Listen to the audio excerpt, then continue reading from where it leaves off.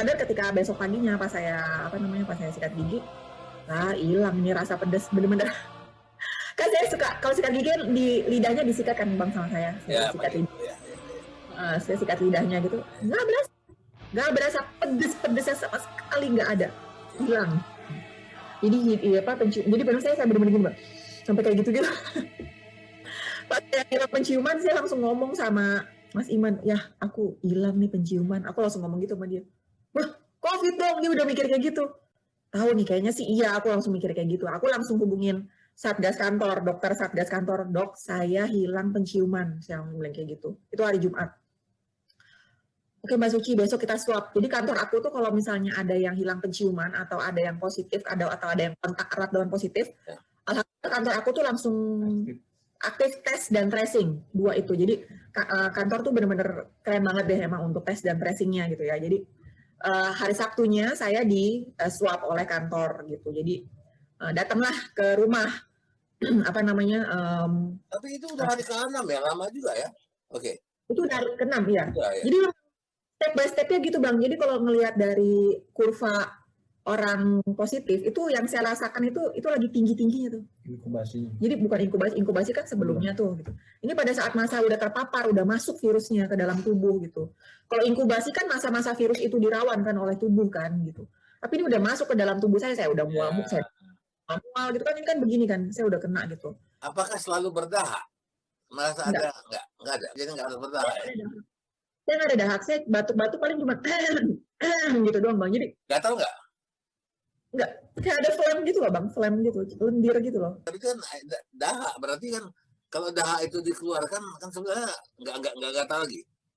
Kan kalau dahak kan batuknya bunyi kan grok gitu kan, ho gitu kan. Ini saya nggak batuk Bang, jadi saya nggak batuk gitu. Tapi kan saya kayak nggak ada. Jadi kalau misalnya batuk kayak kering aja gitu, nggak ada dahak gitu, nggak ada dahak gitu. Nah hari saya itu hari kelima penciumannya hilang. Hari Sabtu saya swab, hari Minggu saya swab, hari Minggu itu saya mulai sadar kalau saya hilang rasa, asinnya hilang. Jadi saya nggak bisa ngerasain asin dan pedas dua itu.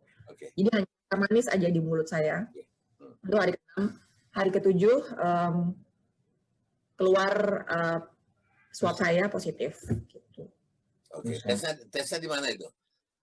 Datang ke rumah Bang, datang ke rumah. Jadi dari laboratorium kantor datang ke rumah, klinik kantor datang ke rumah untuk bawa spesimennya ke laboratorium di kliniknya. Nah hari ke-7 itu saya udah mulai lapor tuh udah di hari ke-7 itu sebenarnya saya udah menerima kalau misalnya saya kena COVID gitu. Jadi nggak istilahnya saat itu kondisi saya lagi begini nih Bang, jadi udah di puncak banget gitu, jadi udah demam gitu kan, tapi lemesnya masih berasa gitu, terus batuk nggak ada gitu. Cuman ketika saya menerima hasil positif saya gemeteran, saya mungkin shock kali ya. Jadi ini yang aku mau tanya sekarang sebelum masuk ke rumah sakit dirawat. Ini kan masalah pikiran, psikis ya, dan ini juga bisa membuat kondisi kita turun karena pikiran kita kacau. Nah pada saat itu bagaimana perasaan Uci pada itu? Rasanya apa yang mesti dilakukan? Ini memikir suami, memikir anak, memikir keluarga. Ya. Nah, itu apa yang dirasa? Jadi kan saya kan pada saat saya mikir gini, sejak saya gejala gitu kan, berarti artinya 7 hari lalu gitu kan. Saya tuh udah pakai masker di rumah, saya udah pisah tidur sama anak-anak juga, sama suami juga. Terus saya kalau komunikasi sama orang rumah itu pakai masker gitu kan. Nah masalahnya Bang, jadi ketika saya positif itu saya langsung kepikiran rumah saya ini penuh dengan keponakan-keponakan saya yang selalu main di rumah saya. Jadi ada 8 anak kecil di rumah saya. Tiap hari itu anak-anaknya di rumah saya, tapi kan saya di kamar kan, saya di kamar aja gitu. Saya nggak interaksi sama mereka gitu, tapi kan saya kadang-kadang keluar gitu kan. Karena saya pikir ini gejala tipes gitu kan, saya ya isolasi mandiri di kamar gitu kan, tapi kan kalau bosan saya keluar kan, saya pikir ya pakai masker, dengan pakai masker tentunya. Jadi saya nggak pernah keluar kamar nggak pakai masker gitu. Nah ketika saya positif saya langsung kasih tahu ayah ibu saya, Ma Uci positif, ayah Uci positif. Nah ayah ibu saya itu tinggalnya sebelahan sama saya, jadi pasti ada paparan ke mereka kan. Itu saya juga khawatirin, saya khawatirin sama seluruh circle saya, jadi circle di rumah itu gitu, termasuk asisten rumah tangga. Kalau ada 2 gitu, belum asisten rumah tangga ipar-ipar saya gitu kan, 2 juga gitu. Jadi ada keluarga besar di situ Bang, yang saya khawatirkan terpapar oleh saya. Jadi saya bilang sama keluarga saya positif gitu kan, saya bilang tolong kita gimana caranya kita ngecek gitu ya buat swab gitu kan. Saya kontak kantor saya, apakah saya bisa mendapatkan fasilitas swab gitu kan buat anggota keluarga. Ternyata di cover gitu kan, tapi nggak banyak gitu. Artinya ipar-ipar saya tuh nggak kena karena mereka beda rumah kan. Akhirnya mereka mandiri gitu kan, melakukan isolasi mandiri, swab mandiri lah gitu. PCR mandiri juga gitu. Saya juga sebenarnya merasa bersalah saat itu kan, maksudnya ya seharusnya bagi saya tuh kayak gini ya. Kan saya nggak pengen kena gitu kan, saya juga nggak pengen kena. Saya juga nggak tahu saya positif dari mana, saya udah menjaga kesehatan saya gitu kan. Saya adalah salah satu orang yang bawel, yang selalu nyemprotin orang gitu kan. Kok saya kena gitu. Bener tuh Bang. Jadi saya itu adalah, kalau menurut dia nih ya, bawel. Kalau yang paling bawel tuh saya itu paling bawel gitu. Tapi kena saya gitu. Saya bisa bersalah kepada lingkungan sekitar saya gitu kan. Yang paling dekat kan Iman nih sekarang. Nah, Iman nggak merasa ada sesuatu kan? Tahu? Nggak ada apa-apa ya? Enggak.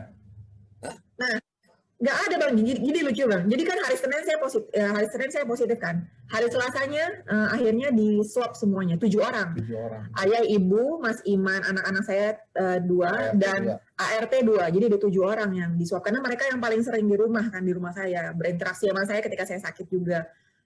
Sempat mencuci baju saya juga gitu kan, karena itu yang nggak boleh tuh. Jadi kalau ketika kita sakit kita harus memisahkan alat makan kita. Ya. Cucinya tuh harus dipisahin, itu harus dilakukan tuh ketika sakit gitu. Sabunnya tuh harus beda. Jadi benar-benar harus sendiri gitu. Katanya kan virus COVID ini kan tidak tahan sama sabun. Orang bilang ya, begitu mudah menghilangkan COVID karena cukup sabun cuci tangan. Berarti tidak juga ya? Bener Bang, iya bener ya. Tapi kan mereka kan pegang alat kita sebelum pakai sabun. Baju kita. Oke. Itu kan itu yang makanya itu yang dikhawatirkan oleh aku gitu kan saat itu kan. Wah nih. Tapi pada saat aku kena kan itu istilahnya aku udah bergejala 7 hari ya. Nggak ada yang sakit. Biasanya kalau ada yang sakit satu, dia akan menular cepet gitu kan. Langsung demam. Ini alhamdulillah selama saya sakit 7 hari itu nggak ada yang sakit gitu. Makanya saya agak-agak deg-degan juga nih, takutnya OTG kan mereka kan, nggak ada gejala gitu. Apalagi ini saya sebenarnya paling khawatir dia nih, karena dia ini komorbid. Mas Iman ini punya hipertensi, darah tinggi. Kalau darah tingginya kumat, dia bisa sampai 200 Bang. Oh ya? Tinggi. Iya. Jadi kan sempat kena stroke ringan beberapa bulan lalu ya. Dia nggak pernah ngasih tahu aku, Iman. Enggak Bang. Kita semua sendiri. Takut Abang khawatir sama saya Bang. Kita ke Semarang makan daging terus nggak bilang-bilang dia. Wah, daging ayam kan itu. Dia nggak makan daging merah, makan daging ayam aja kan. Ya nggak apa, tapi kan ada juga makan steak. Oh, makannya kuat. Enggak lah. Oke. Ya, saya paling khawatir sama dia sebenarnya nih. Ini selalu bawel sama dia karena dia tuh punya comorbid gitu. Jadi saya bilang sama dia, kamu kalau keluar rumah pakai masker medis, bawa hand sanitizer, jangan buka masker, jangan garuk-garuk mata, jangan garuk-garuk hidung. Tanya dia sama dia. Saya pasti ngomong kayak gini sama dia karena saya tahu dia itu comorbid gitu. Pakai masker sampai 2 Bang. Pakai masker sampai double Mas Iman itu karena di kereta itu. Di kereta itu kan dia naik kereta, naik busway. Ya. Itu kan dia sebenarnya kan. Kok gue yang kena gitu kan. Aku kayak saat itu benar-benar ini artinya dia ketahanan tubuhnya bagus banget gitu, imun tubuhnya bagus banget. Sedangkan aku lagi.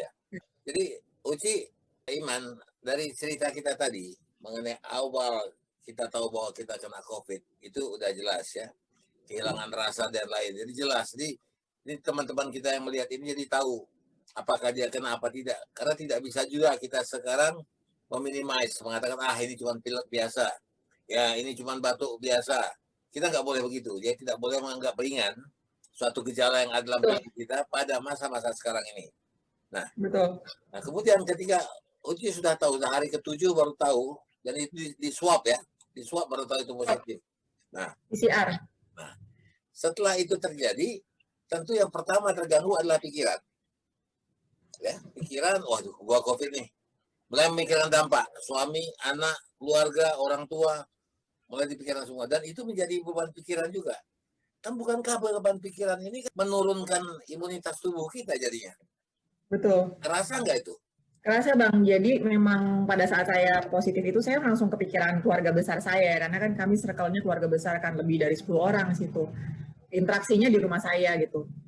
Merasa bersalah juga benar gitu. Awal-awal merasa bersalah gitu, tapi saya berpikir, oh, tapi kan saya nggak mau kena gitu kan. Jadi saya berpikir saya buang-buang tuh jauh tuh pikiran itu. Karena bagi saya bukti bahwa siapapun bisa kena, udah gitu doang gitu. Bukti banget saya kena itu adalah suatu bukti bahwa ini virus ini benar-benar bisa menjangkit siapapun gitu. Dan itu bukan penyakit memalukan, kan beda. Nah, makanya ada gejala kesan yang kita dapat ya, bahwa orang begitu COVID diam-diam, nggak mau ngasih orang ya. Memang ada semacam begini, kita mungkin merasa takut diisolir ya, jadi orang nggak mau berteman sama kita. Kemudian keluarga, karena kalaupun mereka tahu, toh mereka tidak bisa berbuat apa-apa. Itu kan pikirannya begitu tuh. Tetapi jadi tidak usah malu atau tidak usah merasa ada aib kalau kita kena COVID. Ini bukan penyakit kotor gitu kan. Nah, betul. Nah, itu yang penting. Nah, kemudian menjaga keluarga itu satu hal yang juga memberatkan pikiran. Nah, apakah pada saat itu ada penurunan grafik dari imunitas tubuh? Justru enggak ya Bang. Jadi saya mau ceritain kenapa saya akhirnya ngerasa imunitas tubuh saya nggak turun. Saya langsung bilang sama orang tua saya. Jadi saya bilang sama Mas Iman, ya lapor RT, RW, dah 2 itu. Kita harus cari koordinasi. Kita harus bilang sama puskesmas bahwa saya kena gitu. Saya bilang kayak gitu karena kantor saya juga bilang, Mbak Suci tolong koordinasi dengan puskesmas ya. Mbak Suci nanti dikasih obat, kasih apa itu dari puskesmas gitu. Jadi kantor saya itu saat itu tidak menyediakan istilahnya bisa saya dikasih fasilitas itu gitu kan lembaga saya kan punya rumah sakit gitu kan, jadi bisa ditaruh di situ. Tapi saya berpikir oke, saya karena ini penyakit ini apa namanya di istilahnya pemerintah yang mengkoordinasi dan segala macam, akhirnya saya ke puskesmas gitu. Saya bilang sama orang tua saya, terus ayah ibu saya juga bukan tipe-tipe orang yang merasa ini adalah aib gitu. Jadi mereka itu adalah terbuka gitu. Jadi saya bilang sama ayah ibu saya, ini bukan aib ya. Cerita sama orang, bilang sama orang nggak apa-apa, aku bilang kayak gitu. Jadi saya ngomong ke RT RW untuk rapor bahwa saya kena positif. Jadi biar saya ditangani. Kalau saya mikirnya saat itu kayak gitu. Jadi semakin cepat saya tertangani, semakin bagus. Saya soalnya nggak langsung berpikir, COVID ini kan kena paru-paru. Kalau misalnya paru-paru saya kena gitu kan, saya harus dapat bantuan pernafasan dong. Saat itu saya mikirnya gitu. Jadi saya nggak mau nutup-nutupin penyakit saya, karena saya pertama mikirin keluarga saya juga gitu kan, terus mikirin diri saya juga mau pulih gitu kan saat itu gitu Bang. Itu saya sempat agak berargumentasi dengan ayah ibu saya mau isolasinya di mana kayak gitu Bang. Jadi kalau saya isolasi di rumah artinya virusnya itu ada di rumah kan. Itu saya berpikir ada di rumah, jadi otomatis orang nggak takut untuk datang ke rumah saya, sedangkan ini kan rumahnya banyak orang gitu kan, di sebelah rumah ada orang tua saya, yang ngasih makan adalah ayah saya.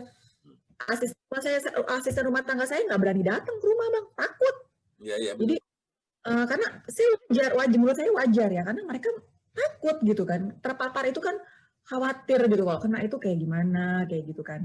Nah akhirnya setelah berargumentasi bagaimana baiknya, dan saya juga berpikir saat itu meningkatkan risiko orang untuk kena itu lebih tinggi. Saya berpikir saat itu meskipun saya di dalam kamar ya, kan alhamdulillah saya punya kamar mandi di dalam kamar gitu kan. Jadi semua itu disediakan di dalam kamar sama Mas Iman ya, apa galon apa kompor gas, sampai kompor portable gas gitu kan, itu ada di sini. Tempat cucian baju gitu kan, hanger dan segala macem, cucian itu ditaruh di sini. Dapur pindah ke kamar lagi. Betul, jadi istilahnya saya nggak mau minta keluar kamar kecuali makan, udah itu doang. Jadi makan itu ditaruh gitu kan di depan kamar gitu kan. Itu hari ke-8 ya, hari ke-8. Itu hari ke-8 ya, hari ke-8. Jadi setelah ke-8, setelah apa namanya menunggu, mereka di swab kan, tapi belum ada hasilnya. Yang 7 orang itu di swab tapi belum ada hasilnya. Mas Iman juga salah satu orang yang apa namanya di swab juga, kan ada 7 orang di rumah yang di swab. Nah saya berpikir saat itu saya langsung ngomong sama, nah kebetulan RT RW-nya tuh sigap untuk hubungin puskesmas. Oke, good. Hari itu juga ada orang puskesmas WhatsApp saya Bang. Jadi orang puskesmas WhatsApp saya, Mbak Suci gimana keadaannya, nanya ke saya gitu kan. Saya disuruh isolasi mandiri di rumah. obat saya disuruh ambil ke luar rumah oleh RT. Jadi karena orang rumah saya kan lagi swab kan. Kalau orang swab kan isolasi mandiri, nggak boleh keluar dulu gitu kan. Jadi diambilin sama tetangga obat saya gitu, sama RT, soalnya sama RT. Nah, komunikasi, diskusi sama keluarga lewat telepon. Jadi sekarang saya sama Mas Iman, sama ayah ibu saya, teleponnya lewat, hubungannya lewat telepon. Saya bilang, Mah, Ayah, Mas Iman, kayaknya Uci, Mama sama Ayah nyaman nggak Uci di rumah? Aku bilang gitu kan.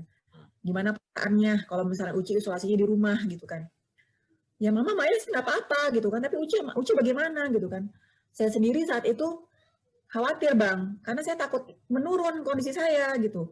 Kalau saya di rumah sakit, saya pasti ada orang medis yang bisa nyuntik saya, kasih oksigen gitu. Saya berpikir kayak gitu karena saya tahu gitu kan seperti itu gitu. Akhirnya saya malam-malam memutuskan saya dirujuk ke rumah sakit karena saya punya gejala kan, saya ngos-ngosan, saya bukan sesak napas ya, tapi saya ngos-ngosan, jadi saya gampang lelah kayak gitu, jadi nggak bisa ngomong panjang kayak gitu. Ini mendingan nih saya bisa ngomong. Biasanya saya kalau ngomong Bang ngos-ngosan gitu loh Bang, gitu kan, semangat awal gitu.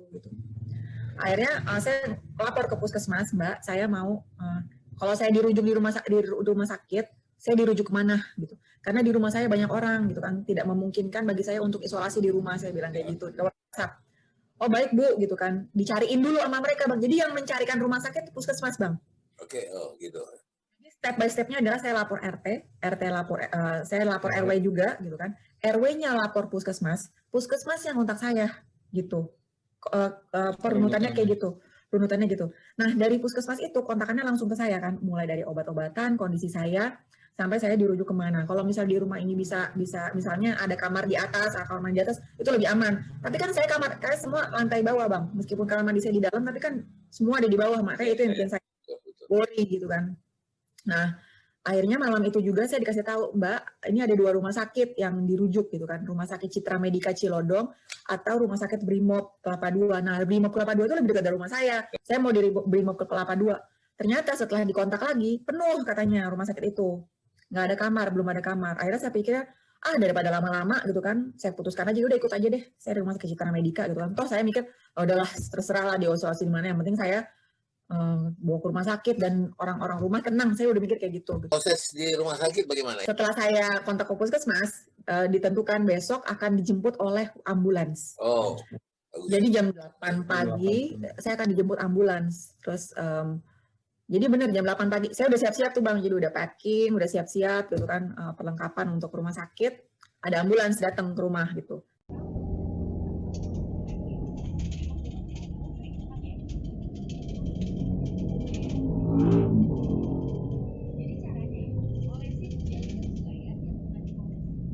Itu gratis Bang. Jadi emang saya nggak pokoknya saya cuma menyediakan BPJS, hasil swab PCR saya udah sama KTP 3 itu doang, sama kakak 4 KTP, KK, hasil PCR swab saya sama satu lagi BPJS 4.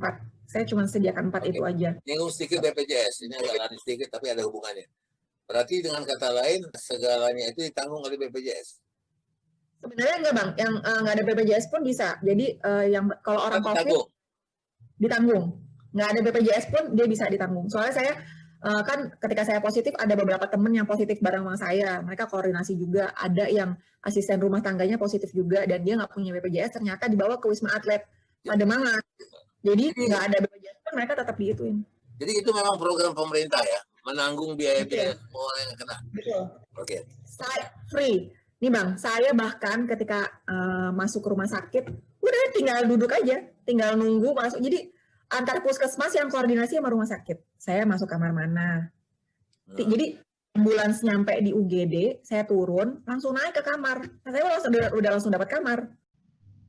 Ini tempat tidur, ini perlengkapan koper, ada ember juga tapi nggak kepake. Ini dapat empon-empon dan segala macam, terus ini sejadah gitu. Gini doang sih tempatnya. Gratis, tapi bukan berarti servisnya menurun kan? Tidak, tetap sama, prima. Saya sih ngerasa begitu ya Bang, emang ngerasa mungkin gini, saat itu saya ngerasa pokoknya saya nggak boleh ngeluh gitu, karena itu akan menurunkan imun tubuh saya. Aku mau melihat begini, kadang-kadang kalau sudah gratis, biasanya itu pelayanannya kurang baik, tapi sekarang kan tidak begitu, kelihatannya bagus sekali nih. walaupun gratis, tetapi tetap prima first class. Ini Bang, bayangkan Bang, saya dibawa ambulans Bang, sampai supir ambulansnya tuh itu saya ngerasa disemangatin, itu saya benar-benar terharu banget ya Bang. Sampai supir itu Mbak bisa sehat ya, sambil nyetir dia kan pakai APD ya Bang ya. Tapi di saat nyetir itu mulai dari rumah sampai rumah sakit, Mbak pasti bisa keluar deh. Mbak pasti bisa sembuh. Saya soalnya berapa kali nih Mbak, orangnya biasa aja tapi nanti sembuh nih Mbak. Di rumah sakit pasti Mbak jadi sehat deh gitu. Jadi dia semangat saya Bang si supir ambulans itu. Meskipun dia pakai APD ya, tapi dia benar-benar semangatin saya gitu. Jadi saya ngerasa pasien COVID itu psikisnya tuh kan terganggu ya Bang. Kita ngerasa kita ini adalah orang yang tak berdaya, sekarang udah diisolasi, dijauhin orang gitu kan. Tapi ternyata dukungan itu tuh ada dari para nakes itu gitu. Jadi sistemnya bagus, personilnya juga bagus ya, pelayanannya juga bagus ya. Mereka memberi comfort kepada kita bahwa tenang aja, ini bisa teratasi. Yang susahnya kan begini sih ya, kalau kita lihat Man, yang selalu dibilang orang yang terjangkit, selalu itu ditekankan yang pertama. Kita sebagai orang media, aku merasa bukan itu. Sebenarnya orang yang dapat diselamatkan itu yang harus ditampilkan pertama, bukan orang yang terkena. Hitungan dunia ini kan sudah sampai di atas 1 juta orang. Wah, tapi kalau takut, tapi orang tahu bahwa sebetulnya harus orang yang sudah dapat disembuhkan. Nah, itu yang harus ditampilkan. Oke, sekarang bagaimana? Di rumah sakit, prosedur bagaimana? Dokter datang, apa? Barangkali bisa gimana itu? Nah, jadi kayaknya sih kalau saya menduga ya, maksudnya dengan keadaan teman-teman satu kamar itu, jadi ketika ini masuk kategori gejala ringan Bang. Jadi kayaknya rumah sakit tempat saya isolasi itu adalah kategori gejala ringan.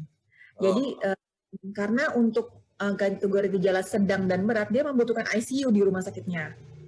Nah, rumah sakit saya tuh sepertinya bukan ya, karena kayaknya kebanyakan pasiennya gejala ringan karena masih bisa jalan-jalan. Jadi ketika saya sampai, kan masuk kamar. Saya masuk kamarnya ber 6 orang Bang, isinya 6 orang. Jadi kayak bangsal gitu. Jadi isinya 6 orang gitu kan, ditutup tirai-tirai gitu. Saya mikir, wah kok saya kan pasien BPJS kelas 1 nih, kok masuk kamar rame-rame gitu. Saat itu sempat kepikiran kayak gitu Bang.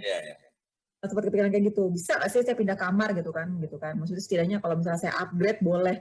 Tapi Bang nggak bisa karena itu biaya pemerintah. Jadi kita nggak bisa upgrade saat itu kayak gitu di rumah sakit itu. Saya sempat nanya ke susternya kan, nggak bisa Bu, soalnya ini bayar pemerintah kayak gitu.